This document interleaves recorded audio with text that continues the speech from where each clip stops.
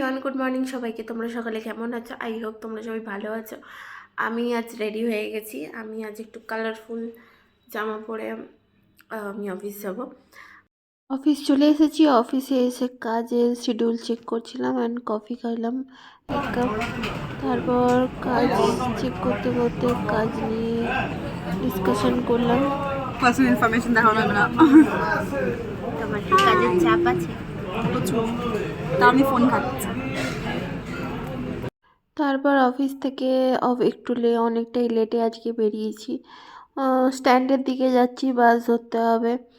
আজকে অনেকটাই বেরোতে বেরোতে লেট হয়ে গেছে, 9টা বেজে গেছে। রাস্তায় জ্যামও আছে দেখলাম, বাস সামনে দাঁড়িয়েছে। হ্যালো এভরিওয়ান, আমি জাস্ট বাড়ি ফিরলাম। এখন কটা বাজে? এখন 10:30 বাজে রাত্রির। এবার ফ্রেশ হতে হবে।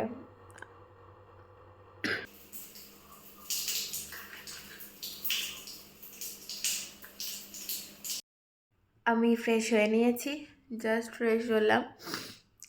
ফ্রেশ হয়ে একটু ল্যাদ খাচ্ছিলাম।